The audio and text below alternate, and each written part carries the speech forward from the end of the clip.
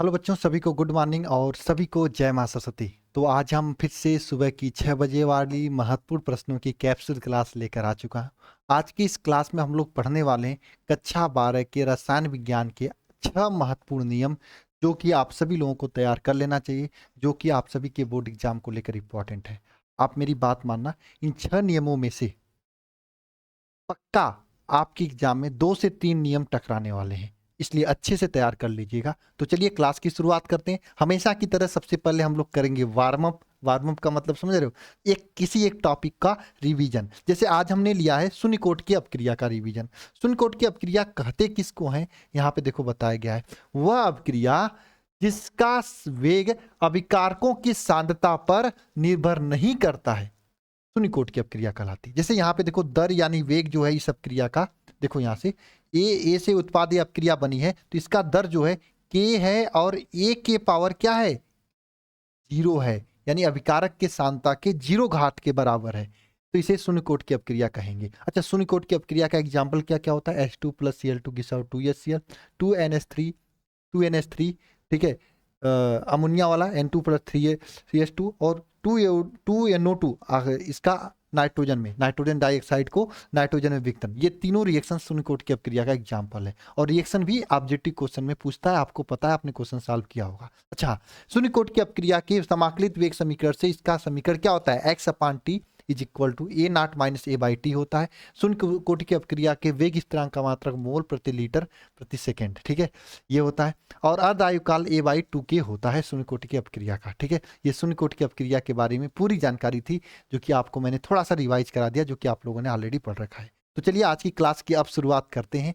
शुरुआत करने से पहले आप सभी लोगों को मैं बता दूं कि वरदान बैच की शुरुआत हो चुका है। बोर्ड परीक्षा 2024 के क्रैश कोर्स की शुरुआत हो चुकी है। जो बच्चे अभी तक ज्वाइन नहीं किए हैं, क्रैश कोर्स को ज्वाइन कर लीजिए और बेहतरीन से बेहतरीन टीम के साथ में अपनी तैयारी को बेहतरीन कीजिए। अंतिम मौका है, अगर अभी तक कुछ भी नहीं तैयार है तो आप बहुत ही अच्छा कर सकते हो। इसमें डेली लाइव क्लासेज होंगी, live doubt class, class notes का PDF, स्टडी मटेरियल, सब कुछ चीज़ें आपको सिस्टमेटिक इसमें प्रोवाइड किया जाएगा। आप डेली आपके पूरे कंप्लीट सिलेबस के सभी महत्वपूर्ण प्रश्न, मॉडल पेपर, गेस्ट पेपर, पिछले 5 साल के क्वेश्चन पेपर पूरा आपको कराया जाएगा। आप अल्फा इंस्टीट्यूट प्रो ऐप को डाउनलोड करके ज्वाइन कर सकते हैं, या फिर ये नंबर है 930 577 1375, इस नंबर पे कॉल करके भी आप जानकारी ले सकते हैं। और आज में ज्वाइन हो जाना, क्योंकि आज से ही इसमें क्लासेस प्रॉपर तरीके से शुरू होने जा रही हैं। तो लेट करोगे तो बैकलॉग आपका ज़्यादा बढ़ेगा, दूसरी बात फीस भी बढ़ जाएगी क्लास शुरू होने के बाद, ठीक है। तो चलिए शुरू करते हैं क्लास की। सबसे पहला नियम आप सभी लोगों के लिए क्या है, हेनरी का नियम। जानते हो आप लोग हेनरी का नियम क्या होता है? आप लोग तो पढ़े होंगे, कितने लोग जानते हैं हेनरी का नियम क्या होता है? मैं हल्का से वार्म अप कर रहा हूं, हल्का से रिवाइज कराऊंगा। हालांकि आपको इसको लिखकर मुझे भेजना है, कहाँ भेजना है मैं लास्ट में बताऊंगा, ध्यान देना। हेनरी का नियम क्या होता है आपको ये पता होना चाहिए। हेनरी का नियम क्या होता है, सिंपल होता है हेनरी का नियम। इसके अनुसार क्या होता है कि स्थिर ताप पर किसी गैस की द्रव में विलेयता जो है उसके दाब के समानुपाती होती है। स्थिर ताप पर किसी गैस की यम जो है द्रव में विलेयता उसके दाब की क्या होती है, समानुपाती होती है। या हम इसको इस तरह से भी कर सकते हैं, या इसको ऐसे भी लिख सकते हैं, क्या यम इज इक्वल टू KP भी लिख सकते हैं। यानी स्थिर ताप पर किसी गैस की द्रव में विलेयता क्या होता है, उसके दाब के समानुपाती होता है। यह आपको पता है। जैसे आप लोग कोल्ड ड्रिंक पीते हो, कोल्ड ड्रिंक में कार्बन डाइऑक्साइड घुला होता है। कोल्ड ड्रिंक में क्या घुला होता है, कार्बन डाइऑक्साइड घुला होता है। ये इसी का एग्जाम्पल है। तो हेनरी का नियम क्या कहता है, स्थिर ताप पर किसी गैस की द्रव में विलेयता उसके दाब के समानुपाती होता है। दूसरा नियम है आपका राउल्ट का नियम। ये तो आपको पता है राउल्ट का नियम क्या होता है। वाष्प दाब में अपेक्षित अवनमन जो होता है P, वाष्प दाब में अपेक्षित अवनमन P0 माइनस PS अपान, अरे सॉरी, वाष्प दाब में अपेक्षित अवनमन P0 माइनस PS जो होता है, यह अपान P0, यह किसके बराबर होता है, विलेय के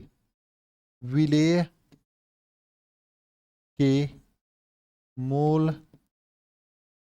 प्रभाज, विलेय के मोल प्रभाज के बराबर होता है। ये राउल्ट का नियम कहता है। और ये सभी नियम को आपको प्रॉपर लिख के भेजना है। इसी तरीके से आगे आपका नियम है कोलराउस का नियम। कोलराउस का नियम किसी किसी को याद है, बताओ बताओ, कोलराउस का नियम किसको किसको याद है? बहुत आसान होता है कोलराउस का नियम। किसी विद्युत अपघट में उनकी आयनों की तुल्यांकी या मोलर चालकता, जैसे आपके उसकी उसमें उपस्थित धनायन और ऋणायन के अनंत अनंतता पे क्या होता है, उसमें उपस्थित धनायन तथा ऋणायन के तुल्यांकी चालकताओं के योग के बराबर होता है। ये आप लोगों ने पढ़ा होगा, जितने भी धनायन और ऋणायन होते हैं उनकी अनंत अनंतता पे जो तुल्यांकी चालकता होता है उसके योग के बराबर होता है। कोलराउस का नियम पढ़े होंगे आप लोग कि अनंत अनंतता पे किसी विद्युत अपघट की तुल्यांकी चालकता उसमें उपस्थित धनायन और ऋणायन के मोलर चालकता या तुल्यांकी चालकता के योग के बराबर होता है ना, ये आपने पढ़ा होगा। ठीक है, अब देखो फैराडे का नियम भी आपके लिए इंपॉर्टेंट है, जो कि आपका चौथा नियम है। ये सभी नियम आपके बोर्ड एग्जाम में बहुत ज्यादा पूछता है। अच्छा, फैराडे का नियम क्या होता है, आपको ये पता है कि फैराडे ने 2 नियम दिया था। कितने नियम दिया था, इन्होंने 2 नियम दिया था, 2 नियम दिया था, है ना।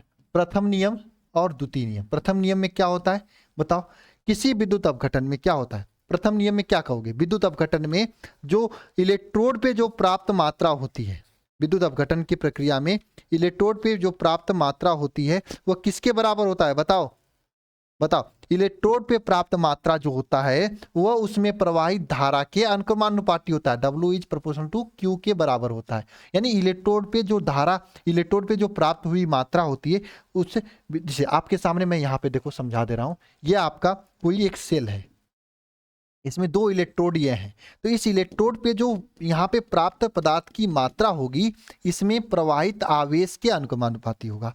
अब आपको पता है Q इज इक्वल टू होता है क्या है, IT होता है, तो यहाँ पे आप W is equal to W is proportional to IT लिखेंगे, W is proportional to IT लिखेंगे, है ना। अब ध्यान देना यहाँ पे इस प्रोपोर्शनल के चिन्ह को हम लोग हटाएंगे तो यहाँ पर एक कांस्टेंट आता है, W is equal to ZI, constant ZIT हो जाता है।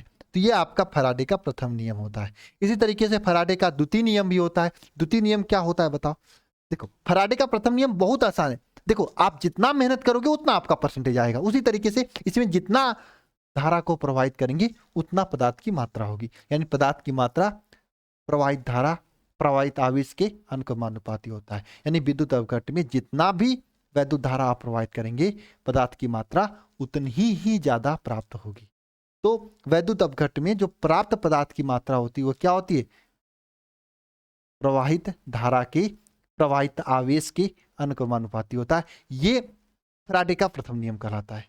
जबकि फैराडे का द्वितीय नियम क्या होता है, फैराडे का द्वितीय नियम यह कहलाता है कि दो आपके सामने 2 विद्युत अपघट्य हैं, मैं यहां पे बना रहा हूं, आपके सामने 2 विद्युत अपघट्य हैं, दोनों विद्युत अपघट्य में 2 विद्युत अपघट्य आपके सामने हैं, तो दोनों विद्युत अपघट्य में जो इन दोनों विद्युत अपघट्य हैं आपके सामने, जो 2 विद्युत अपघट्य, इन दोनों विद्युत अपघट्य में समान धारा समान समय तक प्रवाहित की जाए तो इसमें प्राप्त पदार्थ की मात्रा जो होती है, प्राप्त पदार्थ की मात्रा W1/W2 जो होती है, इसकी विद्युत रासायनिक तुल्यांक Z1/Z2 के बराबर होता है ना। ये आप कह सकते हो फैराडे की द्वितीय नियम है ना। हालांकि मैं आपको केवल समझा रहा हूं, आपको लिख कर बढ़िया से मुझे भेजना है, मैं बता रहा हूं अभी कहाँ भेजना है आप लोगों को, ठीक है।